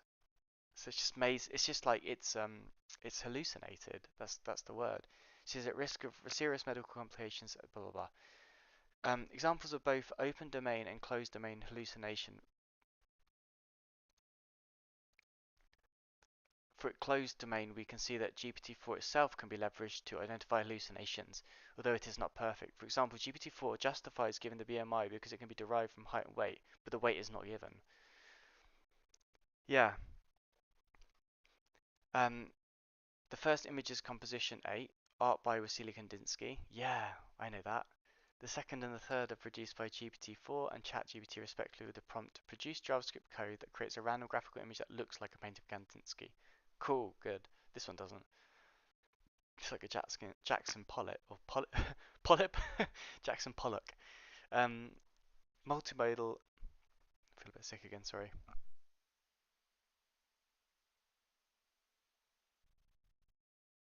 Multimodal and interdisciplinary composition. A key measure of intelligence is the ability to synthesize information from different domains or modalities, and the capacity to apply knowledge and skills across different contexts or disciplines.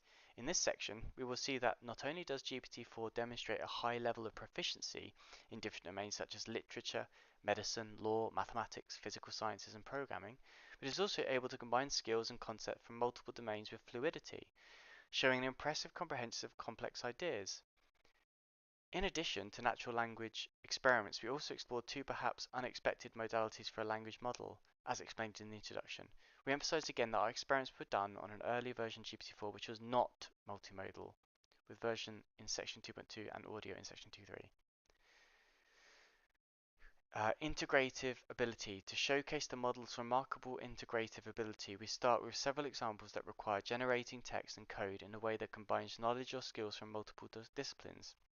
You deliberately pick combinations of domains that the training data would rarely include, such as literature and mathematics or programming and art. In order to, yeah, okay, cool. So in order to test a model's ability to combine capabilities in art and programming, we asked GPT-4 to produce JavaScript code which generates random images in the style of the painting Kandinsky. See a sample image in the code. Yep, the model was able to produce a proof of the fact there are infinitely many prime numbers in the literary style of Shakespeare. Uh, did it now?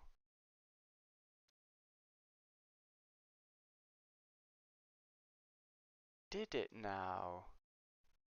We're at 212.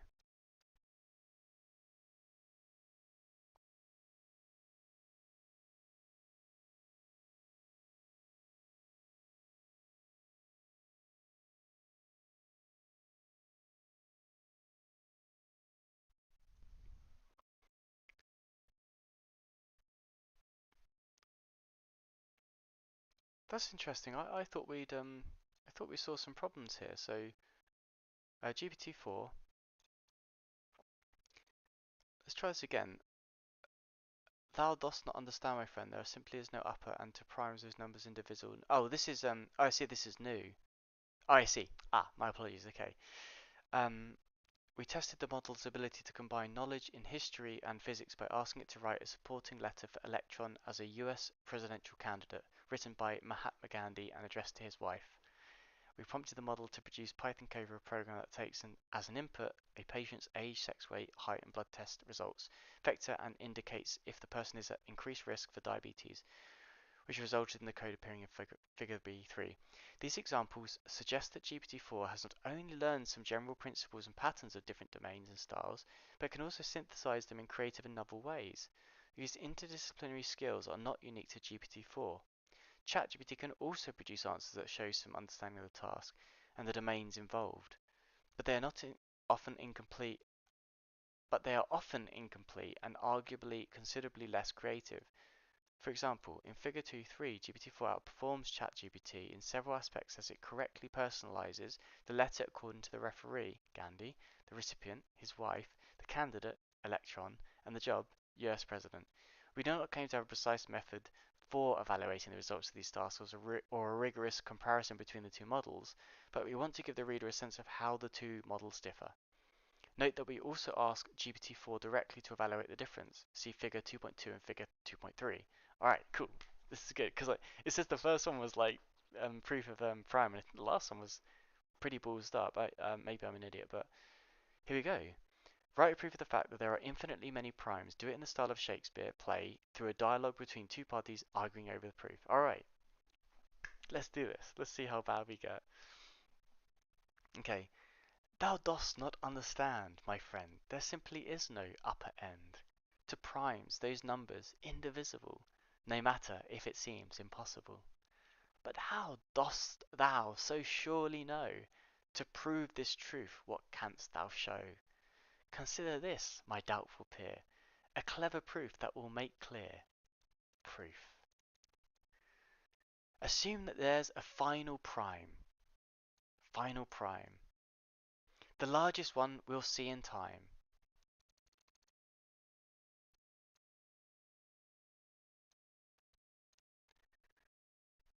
Let's call this number P for short. Okay, well let's do it. P for short.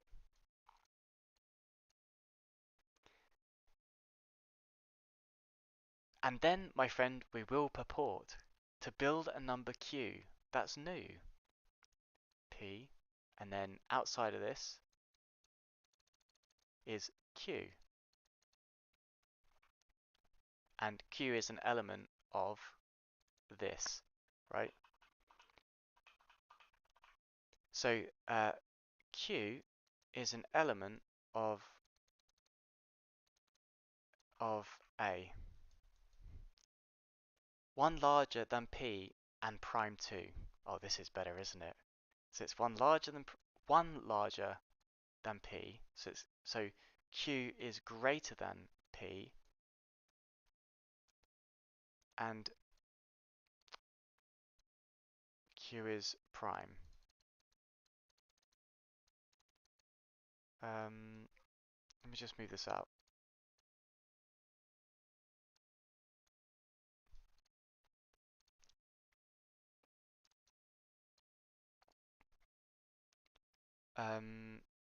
Let's just ask ChatGPT, hey, what's the symbol for prime numbers in mathematics? I think it's got this special symbol, hasn't it?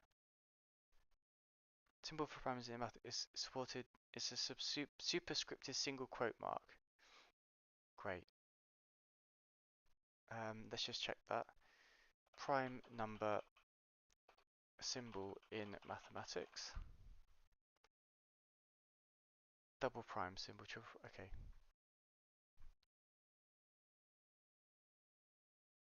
Cool. Let's use that then.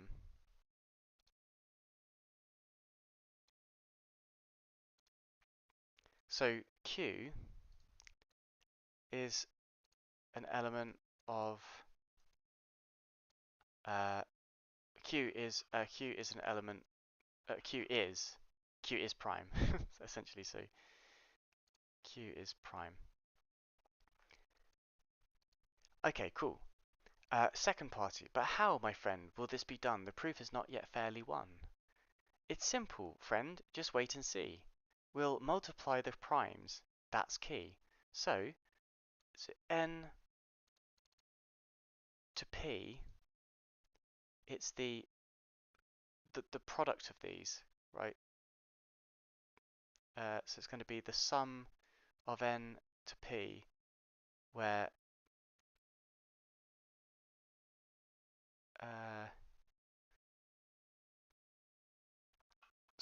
where n is a is in the elements of the is a prime, and p is prime, so it'd be n p n minus 1. No, n. Sorry, I'm being an idiot. I is equal to n prime, and we're going to p prime, and we're going to do n. We're going to do n I multiplied by n I minus 1. Something like that, right? So that should be the product of. We'll multiply the primes, that's key. All primes from 2 to p combined. So n is actually n equals 2. So I equals 2, or n, or whatever. We'll make this new q we will find. But one thing more we must include to make the proof more watertight. We'll add a 1 onto the end, and now the proof is in our sight. I see it now. It's crystal clear, for q must be a prime, my dear. It can't divide by any prime, all smaller than itself in time. And since we chose p as the last, this proves that our assumptions passed. There is no final prime, we see. The number goes on endlessly. And so it's saying that if we start from n, which is 2, let's just change that to 2 now because we've got a constant nicely defined there.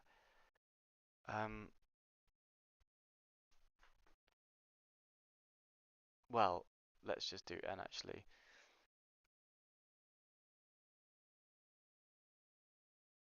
If we do n all the way up to p and then add 1, let's say it's 2 and then 3, and then we do 2 times 3 is equal to 6 plus 1, we get 7. How is that a proof though?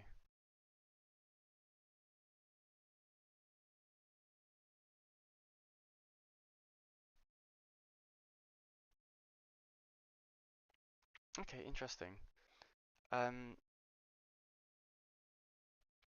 Can you compare the two outputs as if you were a teacher? I think that both students did a good job of writing a proof of the fact that there are infinitely many primes in the style of a Shakespeare play.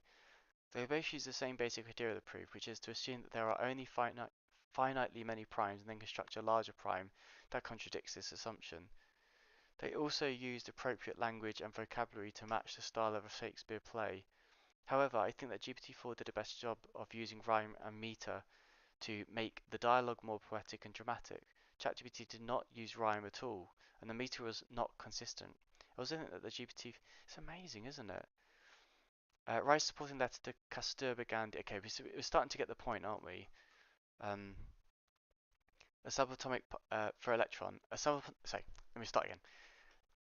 Write a supporting letter to Kasturba Gandhi for electron, a subatomic particle, as a US presidential candidate by Mahatma Gandhi. Some paragraphs are omitted for spacing. I hope this letter finds you in good health and spirits. I am writing to you from the United States, where I have been invited to speak at various forums on the principles of non-violence and civil disobedience. I am also here to support a remarkable candidate for the upcoming presidential election, who shares our vision of peace, justice, and harmony for all. His name is Electron, and he is a subatomic particle. Blah blah blah. Let's go on. Can you compare the two outputs above? I think that both students did a good job of writing a supporting letter to Kasturba Gandhi for Electron. The subatomic particle was... Okay, so there's a lot of work gone into this. Wow. Next, we explore how GPT-4 can generate... So, if we were to analyze this paper, what we'd do is we try to kind of think of our own response to this and then compare it to that. And as we realize with the stacking problem, it's debatable that it's superhuman. God. We explore how GPT-4 can generate and identify objects in different modalities such as vector graphics, 3D scenes, and music. We show that GPT-4 can understand and manipulate multimodal information despite being trained solely on text. Vision. When prompting the model to generate images of objects such as a cat, a truck, or a letter in the alphabet using scalable vector graphics, SVG, the model produces code which usually combines to rather detailed and identifiable images. See examples by ChatGPT. Image generation beyond memorization. One may hypothesize, however, that the model simply copied the code from training data where similar images appear. Given that the model was trained solely on textual content, one may further argue that there is no reason to expect that it would understand visual concepts, let alone that it would be able to create, parse, and manipulate images. Yet, the model appears to have a genuine ability for visual tasks. Rather than just copying code from similar examples in the training data, the evidence below strongly supports this claim and demonstrates that the model can handle visual concepts despite its text-only training. In the first example, we prompted the model to draw a person by combining the shapes of the letter Y, O, and H. Whoa, this is good. So if we're going to do it, Y, O, and H, draw a person. Let's try that. Y, O, and H. So I think we've got the O could be a hand or a face. The Y can be flipped, right? Like that. And the H can be rotated. Uh,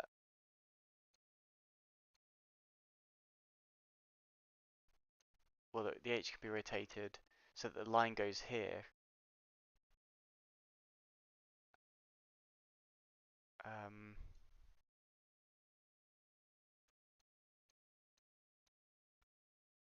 let's see. Yeah, I think maybe that's fine.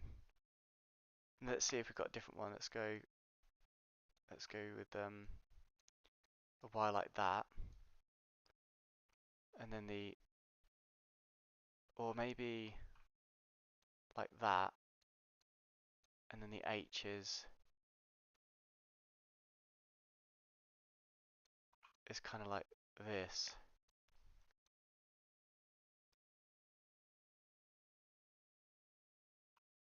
Is there anything else?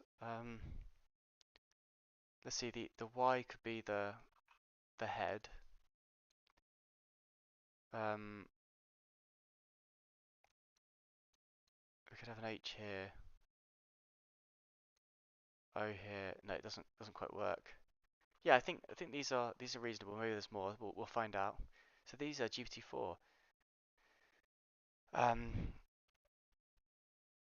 oh, so that's interesting. So it's taken it off the side. So the torso is a bit too long, the arms are too short, and it looks like the right arm is carrying the face behind, being right above. Yeah, please add a shirt and pants.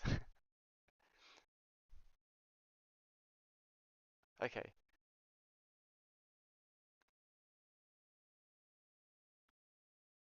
So I see. So these are the prompts it's done. I see. Wow. Okay. Fantastic.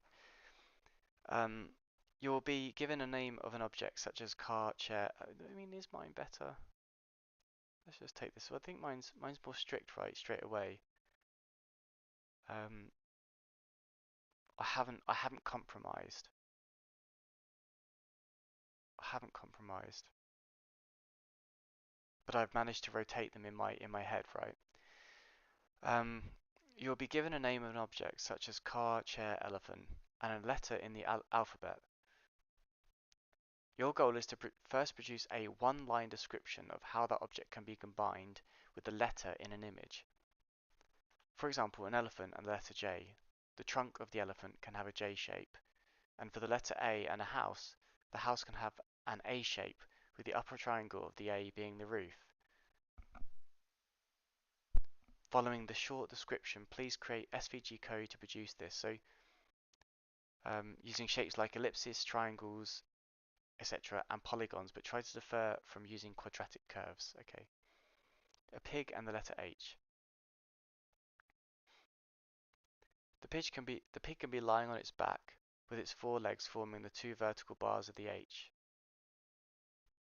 and its curly tail forming the horizontal bar. Yeah, wow. Okay, so it's combining alphabet letters. Okay, so let's the letters of O, H, and Y are created using draw line and draw circle commands, and the model manages to position them in a way that results in a reasonably looking stick figure. It is plausible that the training data contains information about the geometric shapes of different letters, and perhaps the fact that the letter Y could look like a torso with arms pointing upwards can also be inferred from the training data. Arguably, it is much less obvious that the model would be able to infer from the training data what is a reasonable way to position those letters in order to draw a reasonable looking stick figure. In a second iteration, we prompted the model to correct the proportions of the torso and arms and place the head in the center. Finally, we asked the model to add a shirt and pants. To further probe the model's grasp of geometric concepts, we also asked it to create images that blend objects with letters of the alphabet. The model had to first invent a reasonable way of merging the object and the letter, and then produce the image. The results, shown in Figure 2.6, demonstrate that GPT-4 can usually preserve the identity of both the object and the letter and combine them in a creative way. Right, okay, so I think I'm gonna start to speed things up here a bit, because we are starting to see how this works. So where we got to 2.2.2. So we'll come back if we need to. I want to see how this develops. Lots of examples, coding challenges, real world scenarios, game development.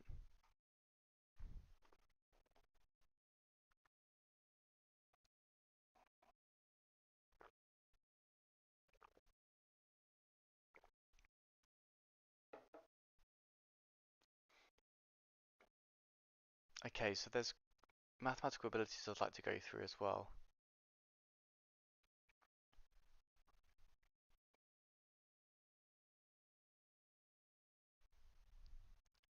Right,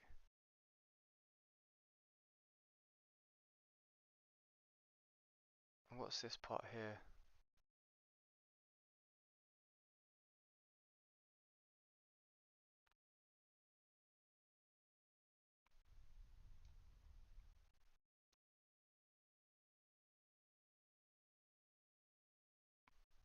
Blimey, wow.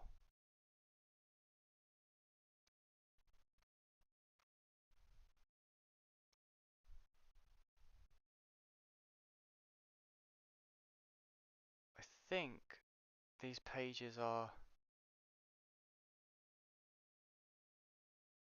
all worth reading. Okay, fine. Well, we can do that then. So let's stop there for now. That's enough. That's really interesting. I've already learned quite a lot. You know, I was aware that it can make mistakes. It seems like they've improved so much since GPT 3.5. If we just look at the examples here, um, and it's interesting how it stacked those objects quite fantastically. Oh, interesting. Okay, cool. That's it's helpful to this computational biology stuff because obviously, um, I'm looking for any tools that can help basically. So understanding how these things work is key, paramount. For now though, keep learning, keep loving, and see you soon. Thanks for watching.